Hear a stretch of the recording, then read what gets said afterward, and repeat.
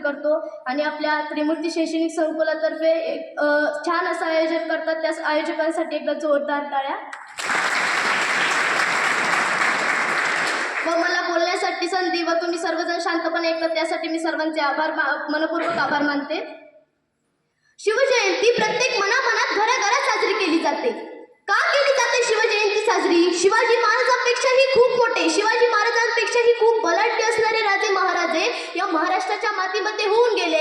पण जगाच्या पाठीवरती एकमेव राजा आहे ज्या राजाची जयंती आजही उत्साहात आणि थाटामाटात साजरी केली जाते, ते म्हणजे छत्रपती शिवाजी महाराज. का केली जाते? बाकीच्या राजांचं काय वेगळेपण होतं? काहीच नाही. का? कारण एखादा गावचा राजा झाला की गावात दवंडी यायची आणि आपल्या गावचा राजा बदलला असं सांगितलं जायचं. तरीही गावातल्या लोकांना काहीच वाटत नव्हतं. का? कारण बाप मेला की त्याच्या जागेवर त्याचा मुलगा राजा व्हायचा, बापाच्या जागेवर राजा व्हायचंय. म्हणजे बाकीच्या राजांचं स्वकर्तृत्व काहीच नाही. बापाची राजगादी सांभाळायची आहे ती पण त्यांना सांभाळायला नीट जमली नाही. पण जगाच्या पाठीवरती एकमेव राजा आहे ज्या राजाची जयंती आजही उत्साहात आणि थाटामाटात साजरी केली जाते, ज्या राजाने स्वतःची राजगादी स्वतः निर्माण केली, म्हणून शिवरायांची जयंती आज उत्साहात आणि थाटामाटात साजरी केली जाते.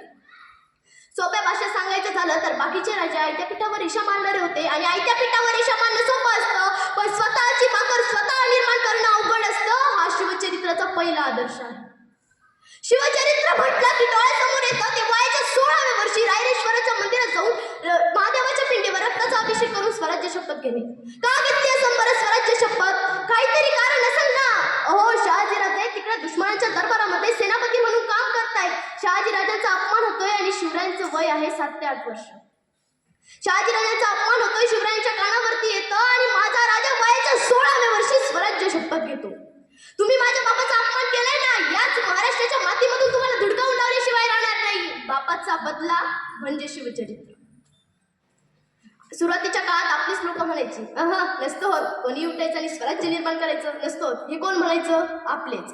हा अनादी अनंत काळापासूनचा नियम आहे. सुरुवातीच्या काळात आपलीच लोक आपल्यालाच विरोध करतात आणि एकदा का कर्तृत्व सिद्ध झालं की मग आपलीच लोक आपल्याच नावावर उड्या मारतात. हे मी नाही, हे शिवचरित्र शिकवतं. 12 वर्षाचं वय राजांचं. पहिल्यांदा आला फतेह खान, त्याला मारलं, मृत्यूच. नंतर आला अफजल खान, 40,000चं सैन्य घेऊन आला, मृत्यूच. नंतर आला मिर्झा राजा जयसिंग, 3.5 लाखाचं सैन्य घेऊन आला, मृत्यूच. महाराज आग्र्याला गेले, औरंगजेबाच्या कैदेत अडकले, साक्षात मृत्यूच. पण या सगळ्या मृत्यूसमोर महाराजांनी मात केली आणि आज जगही सांगू लागलं की मृत्यूचा बादशाह म्हणजे छत्रपती शिवाजी महाराज. छत्रपती शिवाजी महाराज म्हणजे कोण?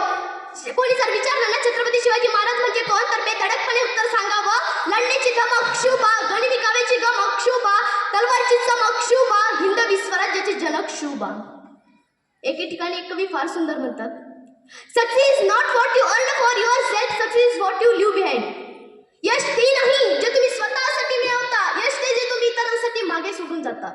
जे राजांनी संस्कार आपल्यासाठी मागे सोडले, ज्यांच्या संस्कारांच्या बळावरती आज अनेकांना जगण्याची प्रेरणा मिळते. उदाहरण 1645 ते 1650 महाराजांनी ठरवलं तुकोबा महाराजांना भेटायचं आणि महाराज काही मावळे सोबत घेऊन देऊच्या दिशेने निघाले. ते देऊच्या दिशेने निघाले, तळाच्या काठावरती तुकोबा महाराज उभे होते.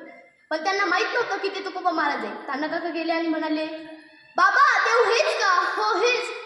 आम्हाला लवाराच्या घरी जायचं. इथं कुठं लवाराचं घर आहे? हा आहे ना, धावतो. संत ताना काका म्हणतात, संत तुकाराम नावाचा संत लय मोठा आहे, त्यांना शिवाजीराजा भेटायला आले. शिवाजीराजा कुठे? शिवाजीराजा. ताना काका आणि तुकोबा महाराज शिवाजीराजांजवळ येतात. ताना काका म्हणतात, संत तुकाराम नावाचा संत लय मोठा आहे, त्यांना आम्हाला भेटायचे.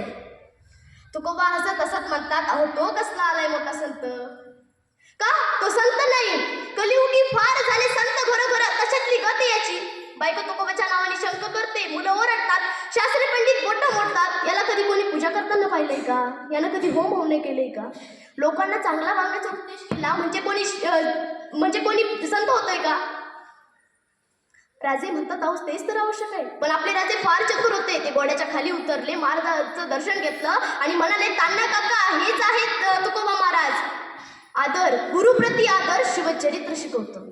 गुरु एक अशी व्यक्ती आहे जी आपल्या शिष्याला चांगल्या मार्गावर जाण्यासाठी शेवटपर्यंत निस्वार्थपणे मार्गदर्शन करत असते. गुरु शिष्याची एक अशी जोडी आहे जी न भेटताही एकमेकांबद्दल सगळं काही माहीत असतं. आपल्या महाराष्ट्राच्या मातीमध्ये सेवेच्या 2 पायऱ्या.